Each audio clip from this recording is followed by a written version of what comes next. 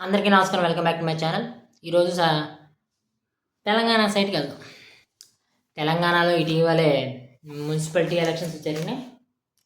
దానికి సంబంధించి ఈరోజు మేయర్ లెవెల్ ఎవరు అవ్వాలి, ఏమవ్వాలి, ఏంటని ఇప్పుడు కొట్టుకుంటున్నారు దాని మీద న్యూస్. కానీ ఏ వార్తా ఛానల్ కూడా జనసేనకు సంబంధించిన వార్త రాయకపోవడం అండ్ ఆంధ్రప్రదేశ్లో ఒక పెద్ద పార్టీగా అవతరించి వేరు వేరు రాష్ట్రాల్లో కూడా దాని బలాన్ని చూపిస్తున్నప్పుడు, ఎలక్షన్స్ రిజల్ట్స్ ఇచ్చినప్పుడు కాంగ్రెస్, బీజేపీ, బీఆర్ఎస్ అని ఇవ్వడంతో ఆపేసి మిగతా వాళ్ళంతా అదర్స్లోకి తోయడం ఏంటి? అక్కడ ఇంకా 2 పార్టీలు ఉన్నాయి కదా, ఎంఐఎం, జేఎస్పీ. ఇప్పుడు మనం జనసేన పార్టీ అక్కడ వేసిన మొదటి అడుగు గురించి మాట్లాడదాము. తెలంగాణ మున్సిపాలిటీ ఎలక్షన్స్లో మొత్తం 332 స్థానాల్లోని పోటీ చేసింది. అందులోని ఒక బ్లైండ్ పర్సన్ ఉన్నారు, చెప్పులు కుట్టుకునేటువంటి సాధారణ వ్యక్తులు కూడా ఉన్నారు అందులో, అలాగే ఒక దివ్యాంగురాలు ఉన్నది. అంతేకాదు ఇందులో గొప్పది ఏంటంటే ఈ 332 స్థానాల్లో అత్యధికంగా 96 స్థానాలు మహిళలకు ఇవ్వడం జరిగింది. ఆ 332 స్థానాల్లో ఒక వార్డు మెంబర్గా మనం గెలుచుకోవడం జరిగింది, అలాగే ఒక కార్పొరేటర్ నగ్గడం జరిగింది. ఉమ్మడి నల్గొండ జిల్లా నేరేడు చర్ల 14వ వార్డులో 60 ఓట్ల మెజారిటీతో ఆరూరి విజయలక్ష్మి గారు పోటీ చేసి గెలిచారు. ఇక్కడ చెప్పుకోవాల్సిన అంశం ఏమిటంటే, ఆరూరి విజయలక్ష్మి గారి భర్త వచ్చేసి పవన్ కళ్యాణ్ గారి ఫ్యాన్. ఈమె కూడా పవన్ కళ్యాణ్ గారి ఫ్యాన్ అయి ఉండొచ్చు, దాంట్లో తప్పేం లేదు. చాలా రిక్వెస్ట్ చేసుకుని ఆమె గ్రూప్స్ ప్రిపేర్ అవుతున్నా సరే పోటీకి పెట్టించి క్యాంపెయిన్ చేసి గెలిపించడం జరిగింది. అది చాలా గొప్పదైన విషయం. అలాగే ఉమ్మడి నల్గొండ జిల్లా నేరేడు చెప్పేసుకున్నాం కదా, మంచిర్యాలలో కార్పొరేషన్ 34వ డివిజన్లో 31 ఓట్ల మెజారిటీతో కార్పొరేటర్గా అగ్గు సాగర్ గెలిచాం. అంటే ఒక కార్పొరేటర్ వచ్చింది, ఒక వార్డు మెంబర్ వచ్చింది. అయితేని మనం పోటీ చేసినటువంటి మొత్తం 332 స్థానాల్లోని 5 ప్లేసెస్ వచ్చేసి సెకండ్లో ఉన్నాము, 47 స్థానాలు వచ్చేసి థర్డ్ ప్లేస్లో ఉన్నాం. ఇది కొంచెం చూస్తే out performed the top 3 parties in 16% of contested seats 54 wards. మొత్తం 54 వార్డ్స్ లెక్కలోకి వస్తున్నాయి. అవుట్ పర్ఫార్మ్డ్ అంటే ఈ 3 పార్టీస్ కన్నా అవుట్ పర్ఫార్మ్డ్ బాగా చేస్తాం. అంటే ఒక వార్డులో బీజేపీ కన్నా జనసేన బాగుంది, ఒక వార్డులో బీఆర్ఎస్ కన్నా జనసేన బాగుంది, ఇంకో దాంట్లో ఎంఐఎం కన్నా జనసేన బాగుంది, ఇంకొక వార్డులో కాంగ్రెస్ కన్నా జనసేన బాగుంది. ఇది అవుట్ పర్ఫార్మెన్స్ ఒక 54 వార్డ్స్లో ఇవ్వడం జరిగింది. ఇది ఇంకా ఇక్కడ మనం చెప్పుకోవాల్సింది ఏమిటంటే, పవన్ కళ్యాణ్ గారు ఎప్పుడు తెలంగాణ ఇష్యూ ఎత్తినా లేటెస్ట్గా వచ్చేసి దిష్టి ఆ టైంలో మాట్లాడిన మాటలు మామూలుగా మాట్లాడలేదు వీళ్ళు. పవన్ కళ్యాణ్ గారిని ఎప్పుడు సినిమాలు చుట్టూ తిప్పారు వీళ్ళు కూడా. కోమటిరెడ్డి గారు పవన్ కళ్యాణ్ సినిమాలు ఆడినామని అన్నారు, కానీ ఇప్పుడు ఆయన నిర్వహిస్తున్న కాన్స్టిట్యున్సీ మంచిర్యాలలోనే మనం ఒక కార్పొరేటర్, అది ఒక వార్డు మెంబర్ అయితే సైలెంట్గా తీసుకోవచ్చు, కానీ ఒక కార్పొరేటర్ నగ్గడం జరిగింది.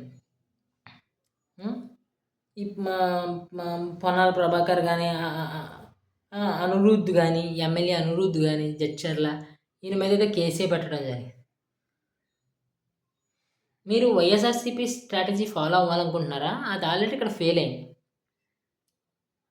ఆయన ఒక పొలిటీషియన్. మీ అగెనెస్ట్ పార్టీకి సపోర్ట్ చేస్తున్నంత మాత్రాన మీరు ఇక్కడ అగెనెస్ట్గా ఉన్న పార్టీకి సంబంధించిన స్ట్రాటజీ 2019 నుంచి 24 మధ్యలో వాళ్ళు ఏవైతే పిచ్చి స్ట్రాటజీ ఫాలో అయ్యారో అదే స్ట్రాటజీ మీరు ఫాలో అవుతానంటే కుదరదు. అది చూసుకోవాలి.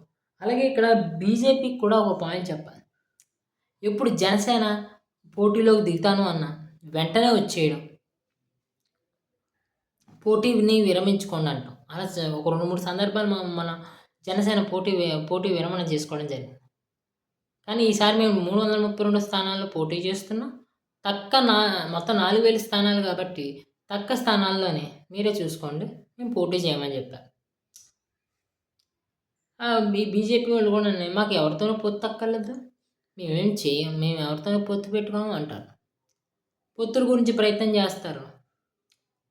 ఎలక్షన్స్ టైం దగ్గరికి వచ్చేటప్పటికి ఆ పాలన చూస్తారు పొత్తులు ఉన్న పార్టీ. ఇక్కడ గమనించుకోవాల్సింది ఏంటంటే మీతో పాటు ప్యారలల్గా ఆర్ మీకు డామినేటింగ్గా ఆర్ మీకు 1% ఎక్కువగా జనసేన అక్కడ అనేది బలంగా ఉంది. అంటే that that that doesn't mean వాళ్ళు అధికారంలోకి వచ్చేస్తారని కాదు. అధికారంలోకి వచ్చేస్తారు అని అంటలేదు నేను. కానీ కొన్ని కాన్స్టిట్యున్సీస్లో వాళ్ళకి బలం ఉంది.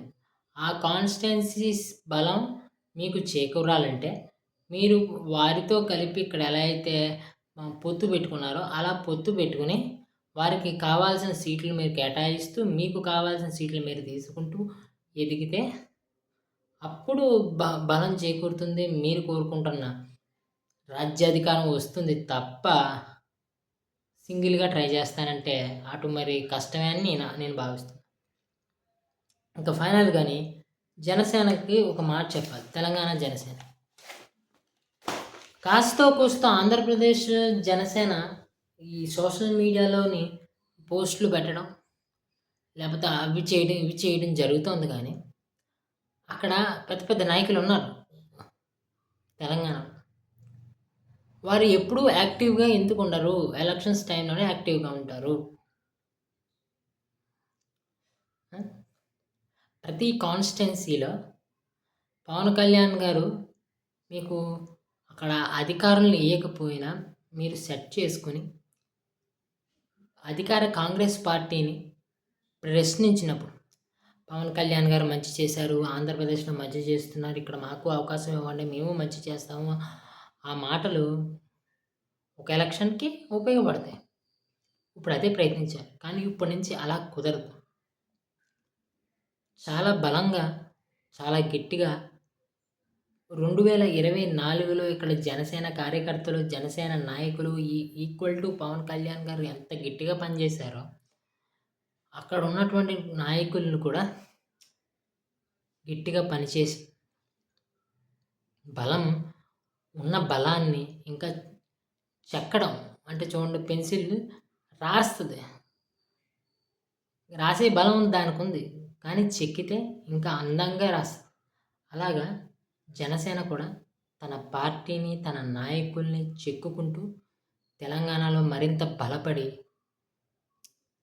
రాబో ప్రతి ఎలక్షన్స్లో పోటీ చేస్తూ ఇలాగే విజయం సాధించి ఆ రాష్ట్రంలో కూడానే ఇక్కడ అసెంబ్లీ సీట్స్ ఎలా అయితే గణనీయంగా సంపాదించుకున్నాం ఆంధ్రప్రదేశ్లో, తెలంగాణలో కూడా సంపాదించుకుని తెలంగాణలో కూడా తెలంగాణ గడ్డ మీద పుట్టినటువంటి పార్టీ జెండా యొక్క తెలంగాణ ఏరియాలో జనసేన బలం ఏంటో చూపిస్తారని ఆశిస్తూ నా వీడియో కనుక నచ్చితే లైక్ చేసి షేర్ చేసి సబ్స్క్రైబ్ చేయండి. Thank you.